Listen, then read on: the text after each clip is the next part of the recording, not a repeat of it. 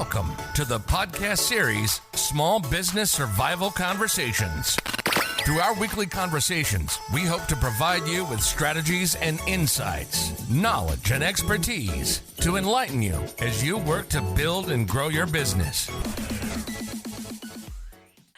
Good morning, business warriors. It's Monday morning, and if you're anything like me, you've already got 12 browser tabs open, a coffee that's gone cold, and a to-do list that's, let's call it ambitious. You tune in to Monday Morning Motivation on the Small Business Survival Conversations podcast. I'm your host, Anna Steinfest, and before we dive in today, I want you to know something. I've been exactly where you are. 20 years ago, I was helping build my first business with more passion than experience. And of course, making every mistake you can imagine.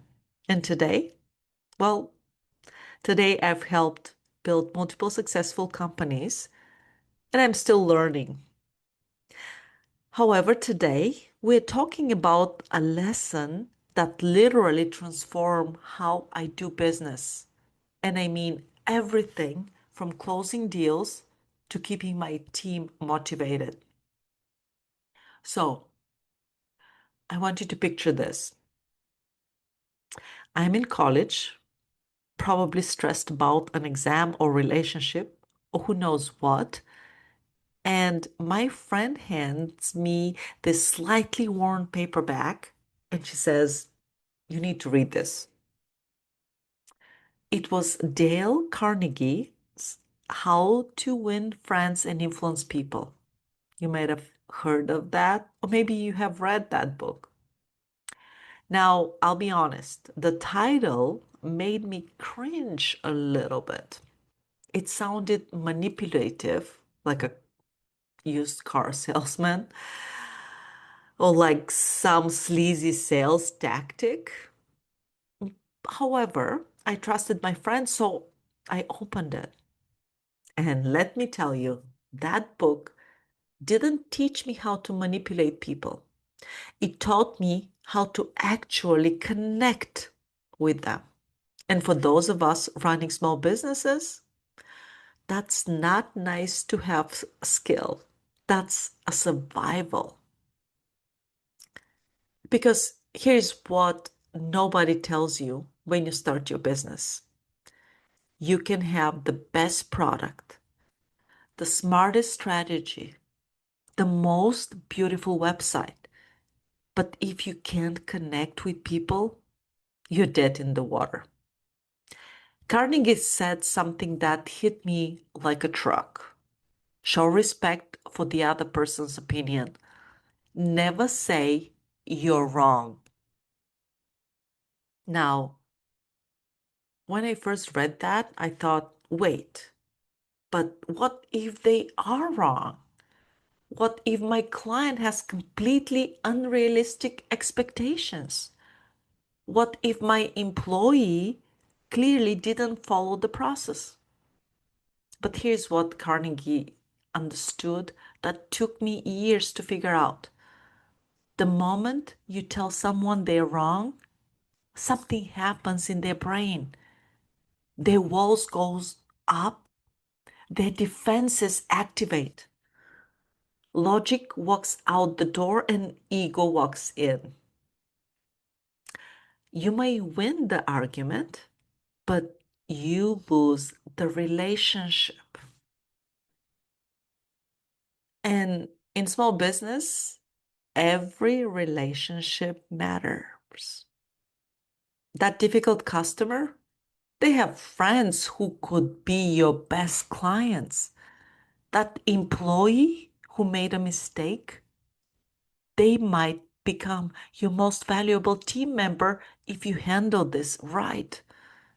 We can't afford to burn bridges just to be right. Let me give you a real example from my own business. A few years ago, I had a client who was convinced our pricing was too high.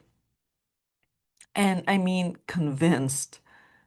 She came into a meeting with competitors' quotes, ready to battle.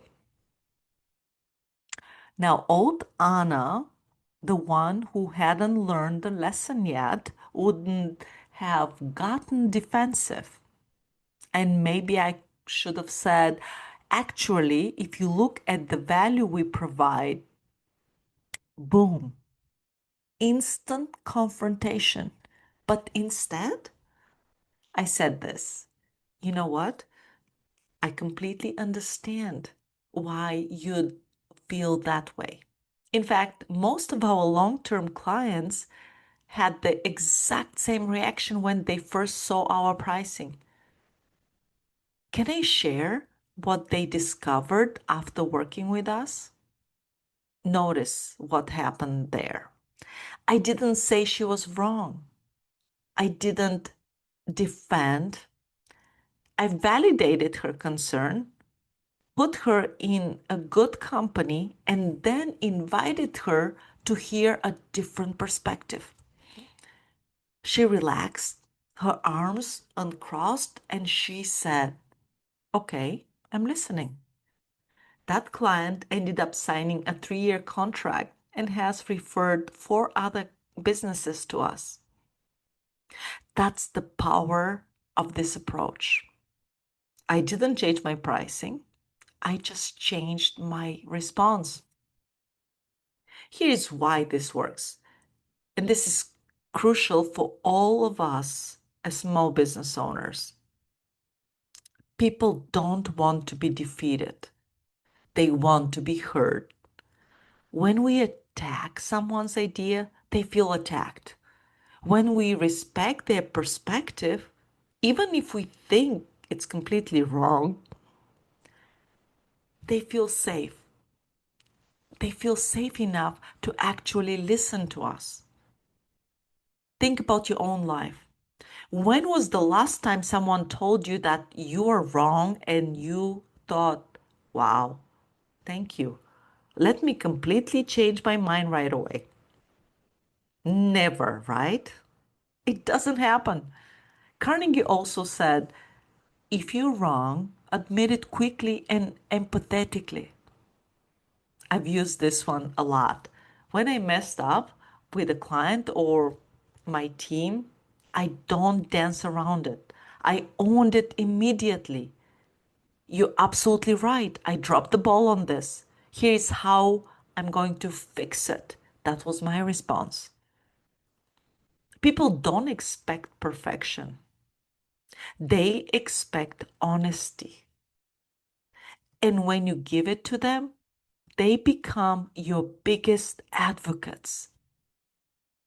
Okay, let's get practical as usual. How does this actually play out in your day to day? Scenario number 1, your employee made a mistake. Instead of, you didn't follow the process, I want you to try, hey, I might not have explained this clearly enough. Let's walk through it together so you are on the same page. You're still addressing the issue, but you're keeping the relationship intact. And here's what I found. When people feel respected, they often correct themselves before you even have to ask. Scenario number 2. A supplier missed a delivery deadline. Instead of you saying, you screwed up our order again, I want you to try. I know how slammed your team must be right now. What can we do to make this process smoother moving forward? You've acknowledged the problem without creating an enemy. And trust me, when things get tight, suppliers remember who treated them like partners and who treated them like punching bags. Scenario number 3. A potential client says they're just looking. Instead of launching into your pitch, try. That makes total sense. I'm the same way. What made you start looking in the first place? You're not pushing, you're understanding. And understanding is what converts browsers into buyers. Here's what I want you really to hear today. Your success as small business owner isn't just about your product or your pricing or your marketing strategy. It's about influence. Every sale you make starts with a conversation. Every employee you retain on how they feel valued. Every partnership you build lives or dies based on mutual respect. Carnegie understood something that most business books miss. People don't change their minds because we prove them wrong. They change because they feel understood first. And in today's world, where everyone's shouting and competing for attention, kindness is your competitive advantage. When you respond with empathy instead of ego, people remember you. They trust you. They want to do business with you. You don't have to be the loudest voice in the room. You just have to be the most thoughtful one. All right, business warriors, here's your mission for this week. I want you to actually do these things, not just nod along and forget about them. Action step number 1, the pause practice. Before you respond to any challenging email, text, or conversation this week, pause for 10 seconds and ask yourself, am I trying to be right or am I trying to be effective? Write that question on a sticky note and put it on your computer monitor if you have to. Action step number 2, use these exact phrases 3 times. I want you to practice these phrases at least 3 times this week. I may be wrong. Let's explore this together. That's an interesting perspective. Tell me more about that. You might be right about that. Use them with clients, employees, vendors, even your spouse. Notice how the energy in the conversation shifts. Action step 3, admit one mistake quickly. Find one place this week where you messed up, could have done better, or missed something and own it fast. No excuses, no but, just own it and fix it. Watch how much credibility you built in that moment. Try these 3 things, and I promise you, you will see a difference in your relationship by this Friday. That book, my friend, gave me all these years ago. It's still on my shelf, and it is covered with a lot of notes. It reminds me that leadership isn't about domination. It's about connection. So this week, lead with empathy, disagree with grace, and remember, sometimes the smartest person in the room is the one who listens first. I'm Anna Steinfest, and this has been your Monday Morning Motivation. Now go out there and build relationships that last longer than any transaction. You've been listening to the Small Business Survival Conversation podcast. Make sure to like, rate, and review the show. And don't forget to join us next week for another episode. In the meantime, hook up with us on our Facebook group at Small Business Survival Tools and Tips. Till next time, thank you for listening.